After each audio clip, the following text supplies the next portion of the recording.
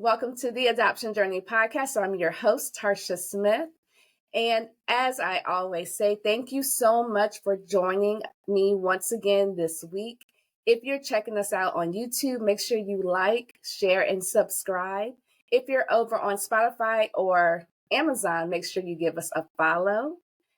And in the building today, I am so honored and pleased to have yet another fellow adoptee and a classmate, go West Orange, class of 93, Julie De La Fuente. Hi, Julie. Hi, honey. How are you? I'm good. How are you? I'm great. I'm happy to be here. I'm very glad that you are here. And I am so excited to hear your adoption story. It's quite a story. As all of these stories have been, listen. So what I want you to do is you can tell me what your childhood was like and tell me about how old you were when you found out you were adopted and what that looked like for you. So you can start there. Okay. So childhood was blissful. Like it really was. I was adopted into an incredibly loving family. Jesus followers through and through and through. Okay. I was lucky to also get a big brother who's 12 years older than me. And grew up in Pine Hills for the first 3 years. Then we moved over to Windermere. And that's when I went to West Orange. I had all the opportunities. I was blessed upon blessed. I mean, really, that is the only way anyone could describe it. But because I lived it, it's certifiable. It was a very, very sweet childhood. I always knew I was adopted. Okay. Always. I was only about 5 weeks old when I actually went to live with my mom and dad. But my mom said from the time I came home, every diaper changing, every bottle, every bedtime story, every bubble bath, it was always, Julie, you're so special because God chose you to be our daughter. And your birth mother is so important because she's the one that loved you so much that she gave you up for adoption. So my frame of mind was, I don't even know this woman and I love her. I never thought negatively of her. I never thought negatively about my adoption. I remember it, and I don't know if you experienced this, but a lot of times when I would tell my classmates or friends, oh, well, I'm adopted, they would go, oh, I'm sorry. And I'm like, why? I'm not. You know what? I don't recall when I was younger, like elementary school, I was saying it a lot. But by the time we hit high school, I don't recall. As a matter of fact, I've had some of our classmates inbox me or message me like, girl, I didn't know you were adopted. I don't think it was never a conversation. Yeah, I think it was much less of one when I got older, but being little, you know, my parents, so with a brother who's 12 years older than me, my parents are significantly older than my friends' parents. Gotcha. And so they would see me and then my older brother and then my older parents. And it was kind of like, you know, well, why don't you have any little brothers or sisters? Or why is your brother so much older? Well, I'm adopted. And it was just like, it just rolled off the tongue and they would be like, oh. And automatically, I think they thought it didn't. Yeah. Is your brother adopted also, or he's biological to them? Okay. He's their biological son. Okay. After they had him, they tried for another 12 years for another baby, and it just wasn't to be. We know why. But my dad had said, the only way I would consider adopting a baby is if God dropped a baby on our doorstep. So he was really, you know, really hesitant about it, not as gung-ho as my mom was. Okay. And so this is where I'll tell you how they learned that I was up for adoption. Okay. So my mom's best friend, I call her my Auntie Ruth. She was a labor and delivery at the hospital where I was born. And she happened to be off for a few days. And when she came back, there's this little baby girl in the isolette that didn't have a family to go home to. And she was like, Mhm. this baby needs she needs to be in a family. She can't just live here in the hospital. And I guess I was probably a week old at that point. Okay. So, that first week, I didn't have a mother around me. And Auntie Ruth said the nurses did their best to love on me and care for me and, lavish upon me as best as they could, but it's not the same. Right.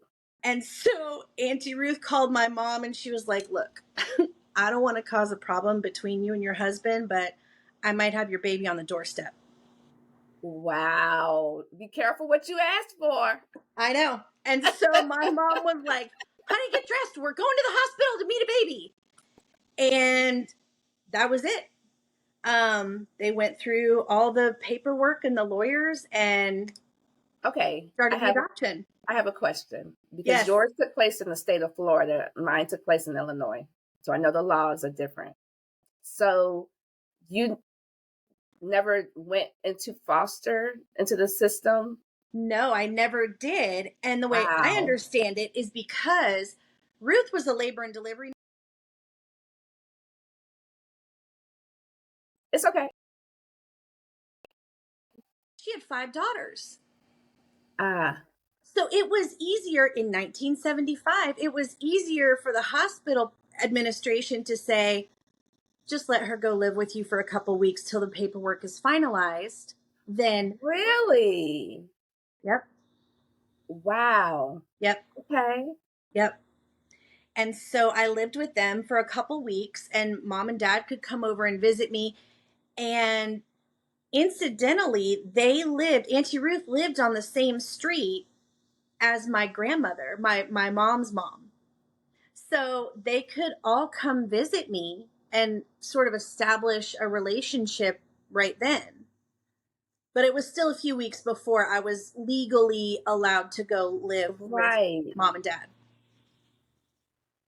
That is very different because I too was adopted at about 5 weeks, but my mom, I actually went into the foster system Okay. in Illinois because, in the words of my mother, it was a lot of red tape to bring me home.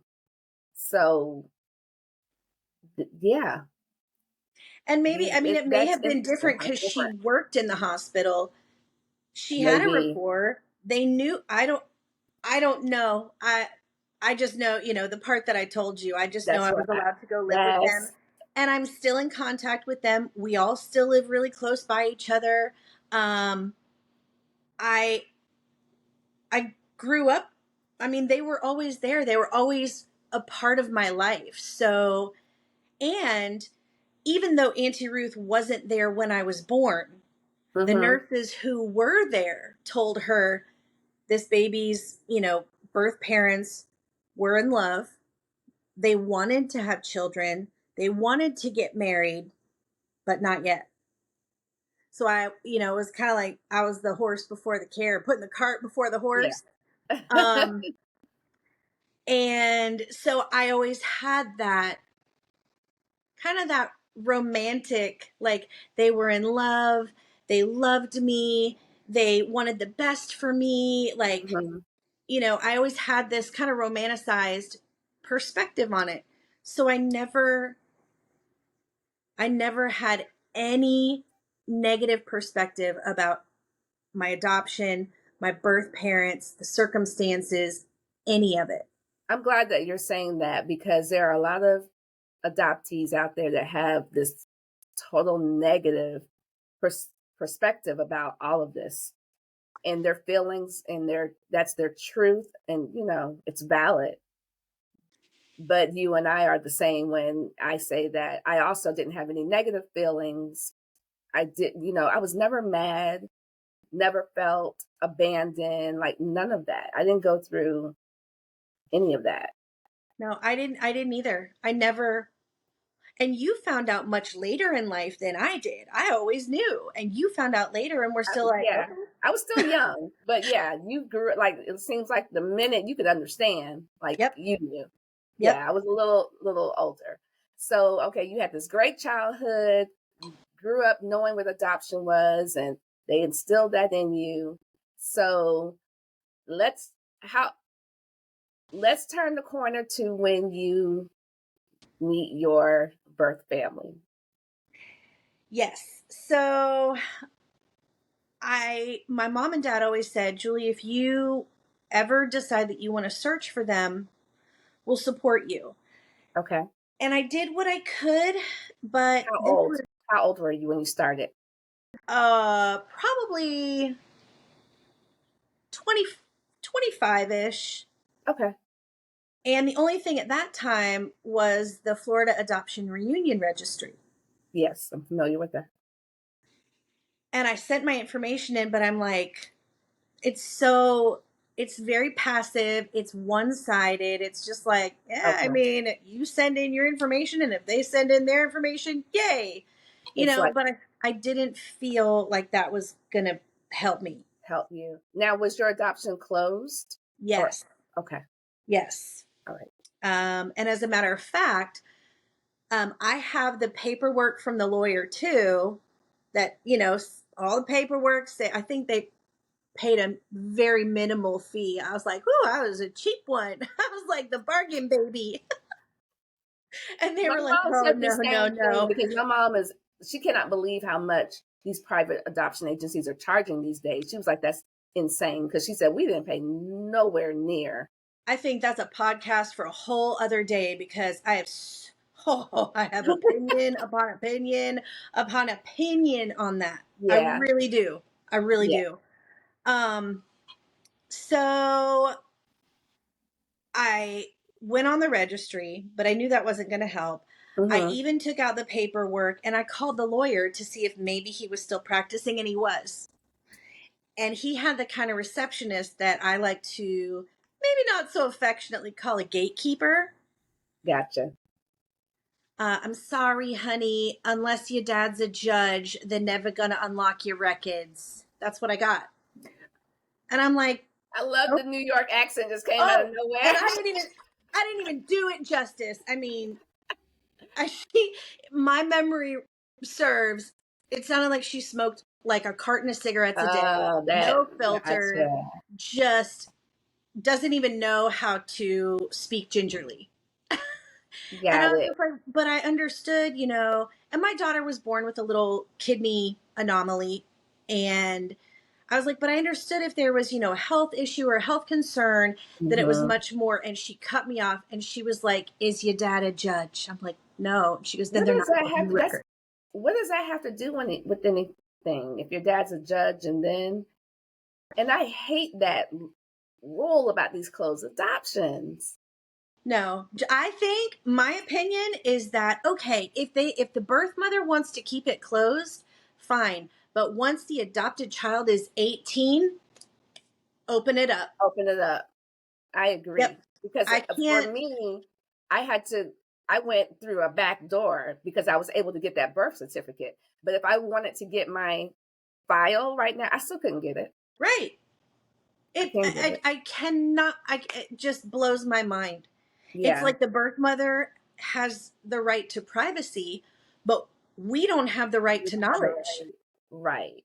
That's a whole nother podcast for another day. Yep, that's what I'm saying. And this is because each adoption is so individual. You have different mothers and different fathers and different children and different Right. family members and different states, different eras, decades. No two are ever going to be the same, Ever. but there needs to be the recognition of equal dignity between the birth Mm. parent and the child. Where's that Love for us? that. I Where's love that? I love that. I love how you I love that. Mm. Sit in that, Yeah. because Yeah. that was, if there was any negative anything, it was that. Mm-hmm. Like, she she matters, but I don't. How does Right. that make any sense? And I think that plays into maybe why so many adoptees have this little bit of gloom over their head. Mm. And it's not because of their circumstances, it's not because of what they've told themselves. It's Right. that the system of it is designed so that adoptees are seen as less valuable or less important than the mother giving birth. Mm. Okay, Julie. This is a Okay. topic I've thought a Okay. lot about. I mean, Yeah. we've got 40 plus years thinking about this. You know Yeah. what I mean? Yeah. And I really I thought that I'd considered every possible scenario. That TV show Long Lost Family came out, and Yeah. I was obsessed, Yeah. I remember that. obsessed with all the different outcomes and the different, adoptees finding out that their birth parents have passed away or they don't want to have anything to do with them. And I explored all those possibilities for myself. And I thought, you know what? If I find her, because I really just wanted to find my birth mother, although my whole life I had the non identifying information. My birth mother had blonde hair and blue eyes, didn't get that. My birth father had brown hair and brown eyes. So my whole life I was like, I That bet I look more like him. But I naturally just gravitated towards wanting to find my mother. birth mother. And so I kind of given up on it Okay. after putting myself on the registry. Then the internet came along and I was like, ooh, maybe this will bring something. It Right. did not. It did not. Because then you Right. have to hope that somebody there has internet and that then they know to look for you that way and then they want to find you. Right. That's what it Again, is. You have to hope that they too have been looking. right. And again, this is layer upon layer upon layer Yeah. of this depth to this journey. So, like I said, I just kind of put it on the back burner. I raised my two kids with my hubby, um, but I never forgot. You don't ever forget about them. Uh-uh. Um, Mother's Day, I always would thank God for her. Mm. Every Mother's Day, I always felt so lucky to be able to thank two women for being Mm. my mother. Mm. And then Ancestry DNA came along. And I thought, you know what? It would be good for me to take that because any information I can give my kids is more than we have right now. The Mm. other non identifying information we had was that I was Scottish and Irish and Canadian, period. That's it. So I was like, okay, well, that's not a lot, but it's also kind of vague and in no way verifiable. And Right. so I did the Ancestry DNA test. Sure enough, I'm like 47% Irish, a little bit Scottish, and some other stuff. 2 years go by, and I get an email, and it says, we found a close relative match. And I was like, well, that's different. Because up to that point, I'd gotten like fourth cousin, fifth cousin. And I'm like, that does me no good because I don't have any names. I didn't have any names to go on. So how would that would never help me. So when it Gotcha. said close relative, I looked into it and it said it could be an aunt. And I called my husband and I was like, babe, I don't know what to do right now. And he instantly goes into like protector mode, hubby bear mode. He was like, don't you dare give out too much information. You don't know you don't know what's going on behind this. You don't know how this all works. They give information and then you give information. And then let them give some more to you and then you divulge a little bit more. He was very protective about this. Okay.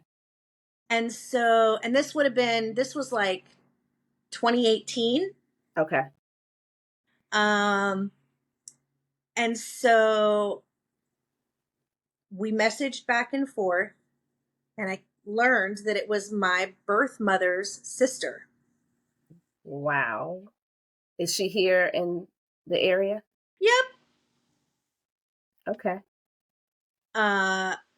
Did she know that you existed? She did. Okay. So we exchanged, like I said, do you know anyone who was born in October of 75? Because I'm like, it's descriptive enough, but still vague enough. Yeah. And she said, my sister did. And I was like, oh, okay. In Winter Garden? And she said, yeah, I think so.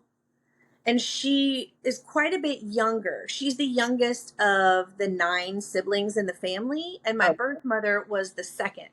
So there was a big age difference. And she's like, when she was pregnant with you, I was little. She's like, so I remember her being pregnant, but that was about all I remember. Okay. So we matched up all the information. We ended up getting on the phone, and the only thing that we couldn't match up, and I wasn't ready to give without knowing for sure, was the date of my birth. Gotcha. I was like, does your sister have blonde hair and blue eyes? And she was like, yep. Okay. And I'm like, my husband's at work, and I'm calling him, and he's like, are you okay? Are you okay? Like, and I think he just wanted to like run out of work, jump in his car, come home, and like hug me in that moment. And side your note, adrenaline kicks in. I remember that feeling. Yes. Trying to identify my brother, and you're like, is this really happening right now? Yeah. Right. Yeah, and you're excited, but you're cautious, but you're nervous, but you're a little scared, and you're happy, and you're just like, all of it. I don't know how to you cope. Describe that to a T. All of it. And it was an incredible feeling, because I just thought at that point I really had given up. I didn't think that I was ever going to find them. And so by the end of that night, my aunt had filled me in on all the details. And you know what? Let me say this. It's holding true so far with all the adoptees I've talked to that have had this journey. I don't know what it is. It seems like the minute we find someone, that information starts coming like this. Like you get so much. It's like you've waited all this time, and then you're just inundated with. It's almost like information overload. Yes. That I know for me, I wasn't expecting to get so much.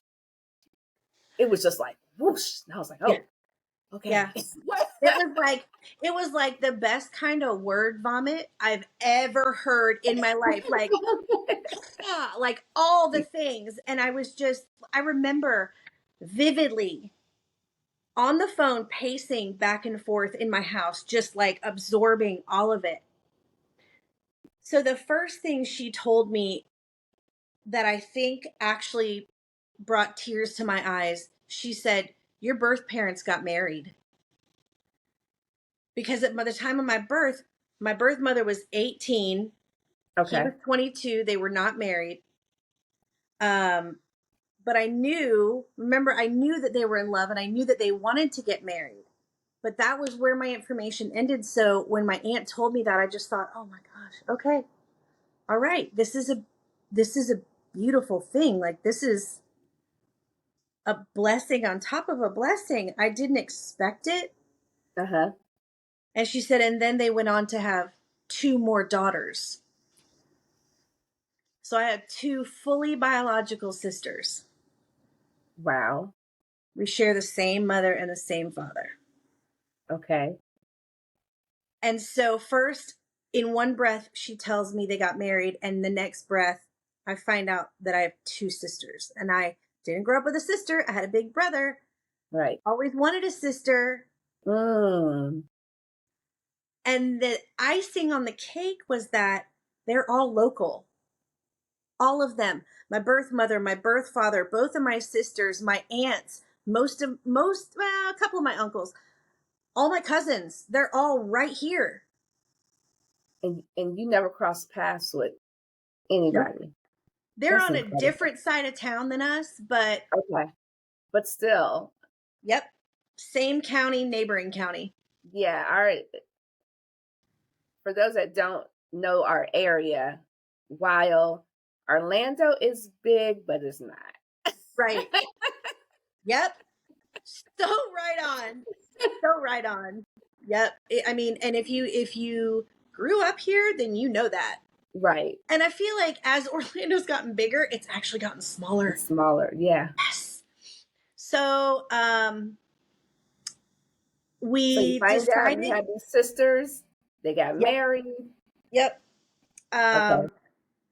And then she Oh, informed wait. You me. know what? Wait.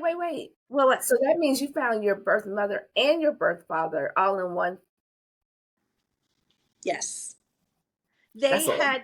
They had gotten divorced.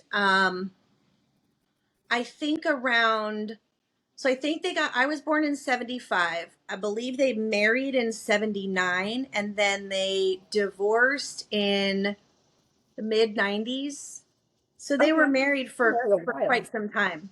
Mm-hmm. Unfortunately, I learned also that my birth mother had some addiction issues, Gotcha. which was the next of many things to bring tears to my eyes because I also had addiction issues. And it Really? just so happened Girl, that our drug of choice was the it's same. the same. Let me tell you that a generational curse That is is real. no joke. It's no joke. And that's not like woo woo crazy stuff. no, Like, it isn't. It isn't. because my whole life, I mean, I'm an open book. I'll tell you, my drug of choice was cocaine. Like, that was it. That was it. And I always said, Really? I was like, I would never do that because I have allergies. I could never do that.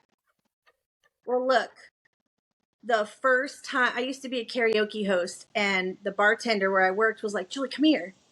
And she introduced me to it. Mm-hmm. And that first time I was like, I don't think that worked for me. I think I need more of that. Literally, the first time I did it, You were I was hooked. hooked full on.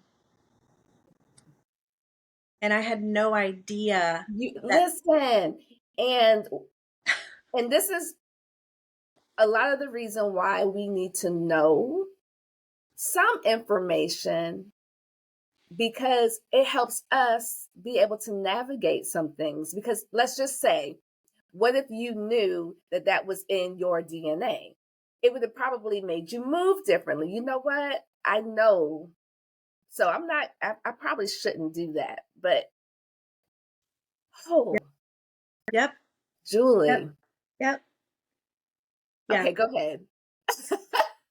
I know it's a lot, right? Like, and I mean, growing up in the family that I did, like, None of we don't drink, we don't do drugs, I we get don't you. go to rock and You roll. Like, started behavior rock and roll.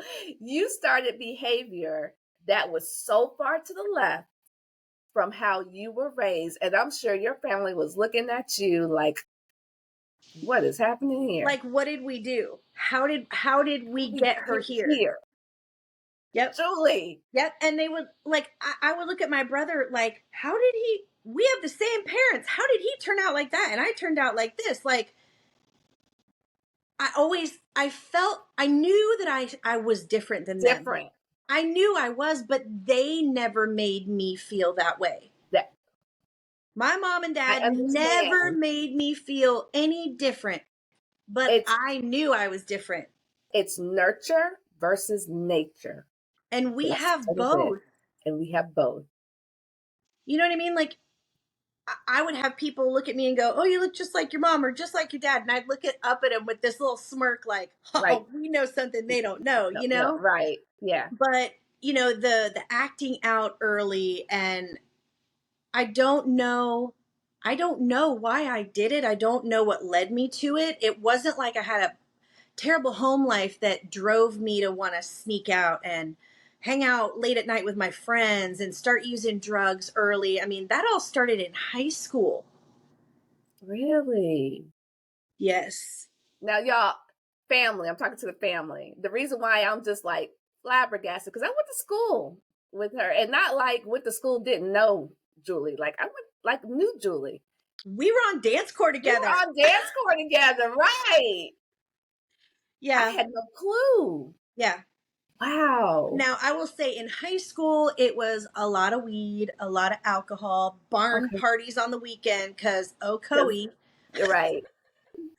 But it was after high school. I didn't go to college because I didn't know what I wanted to be when I grew up. And I didn't want to go and waste my time and money because just to go take some classes with no clear plan in mind? Path. No.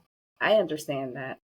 So I did start beauty school and was also simultaneously partying a lot. And then I became an official beauty school dropout, but the partying didn't stop. And I did end up in rehab by the time I was 21. Just a baby. Yeah. But God. But God. But God. And I just think, with the trajectory that I put myself on, if I had not grown up in the family that I did, their divorce, my birth parents' divorce, would have happened at the same time that I was going to rehab. Wow. Again, like, the miracles in my life are not lost on me. This is not my power. This is not my parents' parenting expertise. This is not good fortune. This is not luck. This is not coincidence. Yeah. This literally, like, I was born in 1975. Right. 2 years after Roe versus Wade, right? She could have said this would have been way too hard. I don't want to do this. Yeah. But she chose her life over mine. Yeah.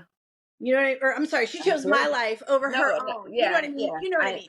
I know what you mean. It would have been too easy, but I have been reassured now that I've met both my birth mother and birth father. That was never on the table for them. That was never on the table. Abortion was never a question. That was not in the cards. And that was another relief for me to hear that. It reinforced that they did love me and they would have wanted to keep me. So, yeah, that's just a little bit more. Let me tell I'm tearing up because by the time this episode drops, I would have already dropped the episode where I'm talking about where I dealt with my generational curses. And to hear you talk about that solidifies that it's real. Yep. So it's not, so many people hear that term and they automatically go to like weird practices or like weird juju stuff. Like it's not that. Like the world is under a generation. I mean, look at Adam and Eve. Yeah. He ate the freaking apple. Come on, Julie. Like I will never censor myself, but I do speak with some caution because I know that abortion is a hot topic for some people. I understand that. Yeah. I respect that, and I don't ever want it to be seen like I will come down on somebody for that. However, Jesus is the Lord of my life. He's the one who put himself on a cross for my sins, so that's where my loyalty is. I have no fear of man, but I have ultimate fear of my Heavenly Father. Cool. His word says we don't murder. His word says I knew you before I formed you in your mother's womb.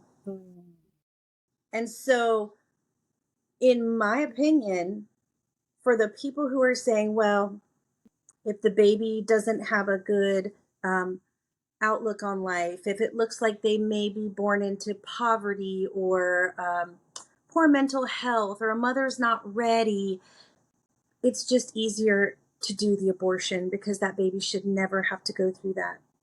Newsflash, I'm that baby. I'm that baby. And look at my life. Yeah, my life has had ups and downs and ins and outs, and it has been between a rock and a hard place sometimes. But that never for 1 second replaces my right to experience it. And that's like that's just my thought about it all. And I feel like sharing that might help another mom who's wondering, like, okay, this is not the situation I wanted to be in, but there's hope. There's always hope. There's always hope. You and I and all your other wonderful guests are living proof of that. Yeah. Yeah. You know, now I have so much more family around me. I've got, I mean, with a birth mother who is one of 9, you can imagine I've got oodles of cousins. Yeah. We In did the a family area, which is crazy. reunion a few years ago. We all went up to Tennessee for a while, and I got to know them and spend time with them. And I fit. I fit. I get that. I get that. Like, I I get that. am loud. I am borderline obnoxious, and I don't apologize for it. I My get that. whispers are loud. I get that. But I fit. And now that I've met my birth father, girl, I wish I could show you a picture of us side by side, because I was right. I You was look like right. it. I look exactly like him. And I look Okay, well, exactly like my sweet sisters. It's bizarre to me. And I still look at them and I'm like, isn't it? I understand that sentiment. It's like it's the best. this is weird. This is really Yeah. weird. So wait, okay, so come back. Yep. Because whew, okay, I come know, back. it's so You much. so tell me about when you met your birth mother. Okay. So at the time that I found my aunt, I neglected to mention my birth mother was also an alcoholic. Okay. And when I met my aunt, my birth mother was actually in the hospital for, she had COPD and emphysema and was having an episode and was in the hospital. Okay. And my aunt said, it might not be a bad thing that she's there right now. I don't think she was expecting to find you. And if it doesn't go well, she's in the hospital. She's in the hospital already. And I thought, oh dear. Okay. All right. And so at that moment, I just decided I always communicate better when I write as opposed to when I speak. And so I thought, you know what? I'm just going to write her a letter. And my aunts and I decided to meet up, and I said, I'll give you the letter when we meet. So I met 2 of my aunts and a cousin. And it was the most exciting meetup ever. These are 2 of my birth mother's younger sisters and one of their daughters. Okay. And now, being that they were younger sisters, did they know you existed? so the way I How was much younger? told, Okay. so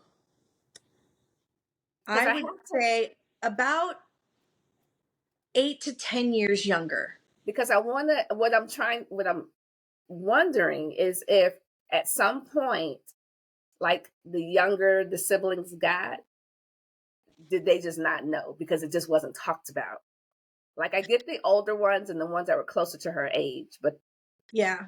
So the way I understand it, they knew that she was pregnant, but it just, and then she wasn't. okay. And they knew, I think the older ones knew that that she had a baby and gave the baby up for adoption. Okay. But the younger ones, like, I think she said, like, I remembered these big clothes hanging, and my birth mother was not a big person, was very petite, super, super tiny. Mm-hmm. And my aunt was like, I just remember these bigger clothes being put out on the line as her clothes. And I just remember thinking, that's weird. Okay. So there was a disconnect. It wasn't, it wasn't like, she's pregnant, she's having a baby, she's not, it Right. wasn't like a family discussion. Gotcha. So they knew, but that's about it. They were Gotcha. aware. Okay. And So let then me just after she had the baby, after she had me, a few months later, the family got a letter from the hospital referencing the baby boy she had had. So my whole life, Tarsha, they thought I was a boy. wow. I don't know why. No one can understand why. Like, was it a hospital mistake? Was it done to like throw anybody off the trail potentially? Like, how did that even and so many questions about that. So yeah, that's crazy. Okay. Okay, get to your Yes. mom. And I'm gonna see if okay. Well, but they Get all, to up until they met me, or the DNA test, the ancestry DNA, they all thought that she had had a boy. Yep. I'm like, definitely not that. right. Definitely a girl. Yep. Certifiable. And so I met with them. I gave them the letters, and I gave them one for my birth mother, one for my birth father, and then one for my sisters. Okay. And I was told that one of my sisters lived with our father. Okay. So I was like, well, just give the one to my birth mother and give the other to them and have them dispersed um, as needed. And so they brought her the letter in the hospital, and she didn't read it right away. Uh yeah, I can imagine. She took a couple days to read it. She would not speak to my aunts about it. She was very avoidant about the whole topic, which is understandable. I literally came out of nowhere. right. And she's already in the hospital dealing with all that, Yeah. So I get it. It was a lot. And then I made contact with my sisters like pretty quickly after we found everybody. One lives in Longwood. The Oh, other was in Sanford and is now in okay. DeLand. Okay. So, and we talk every Right day. here. Yep. Yep. Different high school, all like way Yeah. different. Like I would not Yeah. have Yeah. encountered them. No, we wouldn't have. My middle sister is 6 years younger than me, and my little sister is 10 years younger than me. Oh yeah, we wouldn't have crossed paths with them. Yeah, no, no. So at that point, the story kind of branches in some different directions because you have because the family was broken at this point. You know what I mean? Separated out. They were divorced. Sisters are adults at this point. So I'm making contact with my birth mother, making contact with my birth father, and making contact with my sisters. Different Okay. So let's scenarios focus. completely. So let's focus on the birth mother. Yes. So probably 3 weeks to a month after I found everybody, we decided to meet and we had lunch. I was very late to that lunch, very late, like embarrassingly tardy. Okay. Um, and I just wanted everything to be perfect. I wanted my mindset to be perfect. I wanted to look perfect. I wanted to say the right things. I just wanted everything to be perfect. And we met at Panera for lunch. And I think I that must have been the longest hug in human history. Mm. Now, what year was this? 2018. All of this is still in 2018. Okay, Yep. got it. Yep. Okay. And I think we sat together for a good 3.5 hours. And it was a lot of tears, um, a lot of thank yous from me because I wanted her, if there was nothing else that she walked away from, I just needed her to know I don't hate you. I don't Mm. dislike you. I don't Yeah, resent you. I don't regret you. I all have that. loved you since the first moment I could understand. And even before that, I believe I loved her. My body knew her. You know what I Mm. mean? Mhm. And I don't know how much truth there is to this, but they say that, when you're pregnant with your children, your, your cells and your DNA kind of So, intermingle. And so mhm. I carry a piece of her I with can, yeah, me, and she I've carried read a that piece of too. me with her. And Mhm. so even without knowing her, I loved her immensely. Mm. And then being able to see that person that I always knew that I loved, but I didn't know, it was completion. As far as that aspect of life goes, like, there it Yeah, is. there it is. I get Like, that. almost like a like I can Yeah, like sit a in it. sigh of relief. Yeah. Yep. Yep. And e especially since you got to sit down and have a conversation. Yep. Yeah. Now, I will say, in retrospect, that conversation revealed things that she never verbally articulated to me. Um, I sort of got a little ahead of myself, and I was sort of speaking out of my own thoughts and experience and my own feelings, because I thought of her on every Mother's Day, on my birthday. You know what I mean? Those special events. And getting ahead of myself, I just assumed that she had too. Mm. And I said, this was really kind of towards the end of the conversation where I was maybe getting comfortable and maybe speaking a little bit faster than I think. And I said, did you, so all the Mother's Days, all the birthdays, all the things, did you think of me? And she turned her head away from me and she cried. And I thought, okay, maybe the answer to that is no. Let me tell you something. It's something about us adoptees where we create this narrative and we assume, because I did the same thing, that if I'm thinking like this and if I'm thinking um, on these about, my birthday in particular, then surely they are too. Right. And I've had to learn that, what my experience was and what my life was, that is not her reality. And Yeah. her memory and how she had to deal with this, it's very different than what I had to deal with. So I understand that because I had that same experience because I too was like, well, of course, but yeah, no. Right. And I was already a mom, Yeah. and I will never forget the days my Yeah. children were born. Yeah, yeah, You know what yeah. I mean? I can't imagine ever choosing to not think about them or remember them on their birthdays or on Mother's Day. You know what I mean? Get that? So it just, at the time, it just, of course she did. But that sort of clued me in to a lot that I needed to be aware of and cognizant of moving Uh-huh. forward. Uh-huh. Because remember, she was an alcoholic at the time. Um,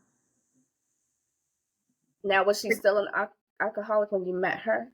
yes. Okay.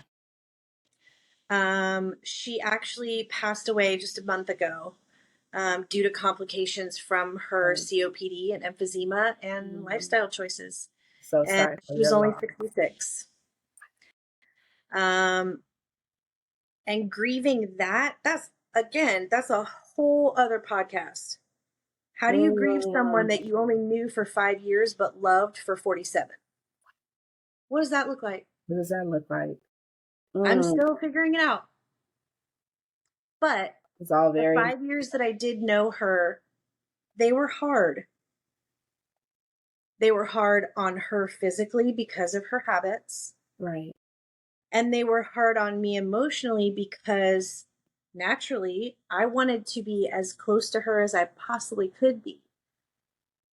But I believe that where she was at in life when I met her, and for the years that I did get to spend with her, I believe that she was at a point of possibly regret. You Mm, know, she never said, I regret not keeping you.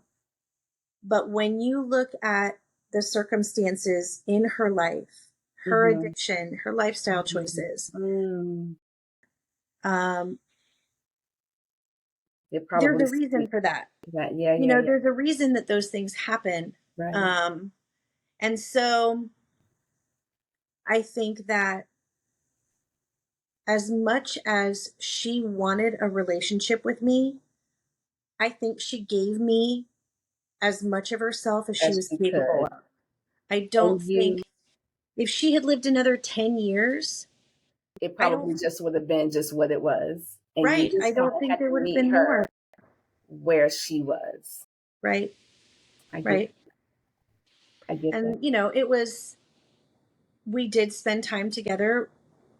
We shared moments together. Hmm. Um, and I am 100% grateful for all of it.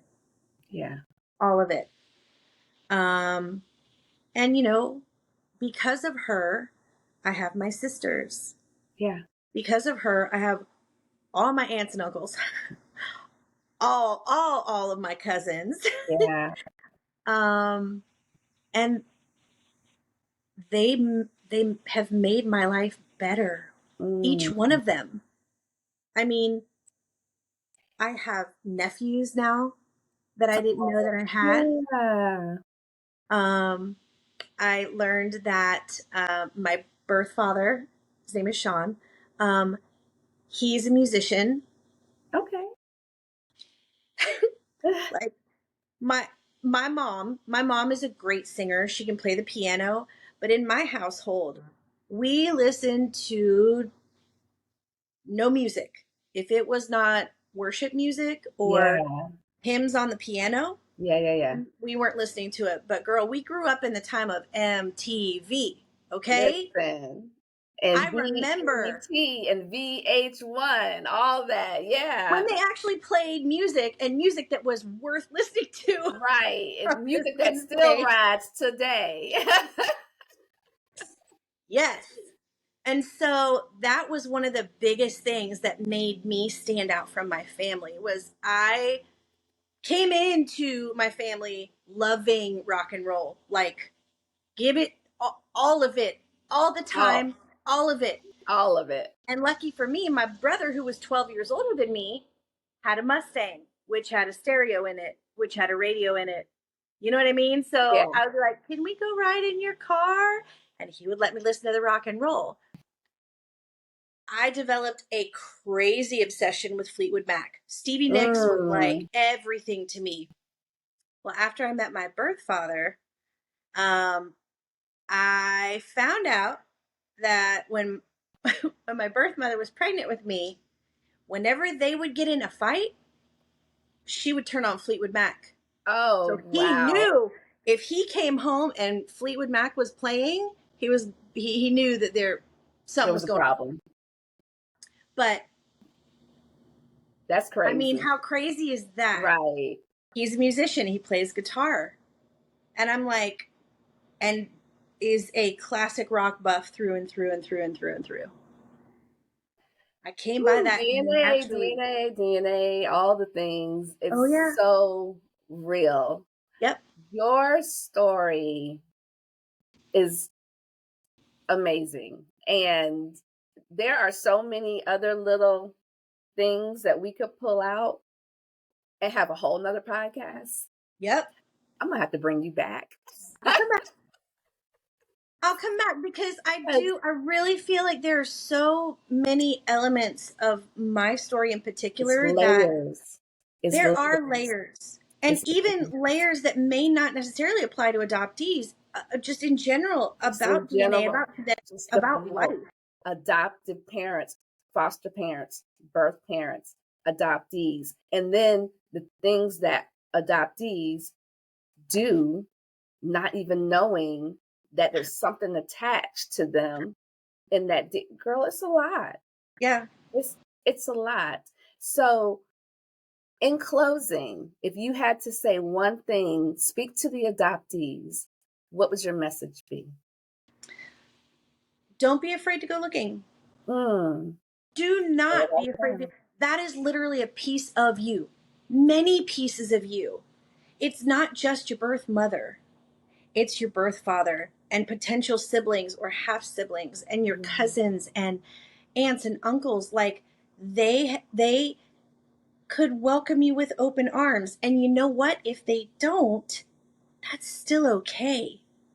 It's still okay because you're still who you are. Like, it doesn't, even if they choose to not want to have anything to do with you, that doesn't reflect on you as a human being, on you as a person. Right. I It has love no that. bearing. It has no bearing. It doesn't reflect on who you are as a person. We can No. end right there. We can end right there. I love that. Yeah, but I would say use all the resources that you can. Right. That ancestry DNA, I don't know that they planned on this being an outcome of their services, but I think they're going to have quite the uprising in matches. Right. And that's a great Right. resource, It's a great Use the resource. internet. Use the testing that's out there. All of it. Don't be afraid. I love that. Julie, thank you so much for Thank coming you. on the Adoption Journey podcast. Your story is incredible. You are incredible.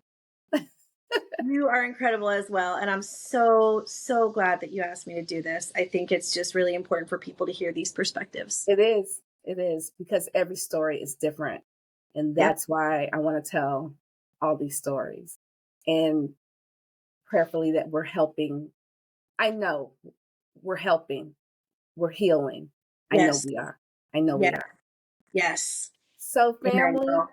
thank you so much for joining another amazing episode of the Adoption Journey podcast.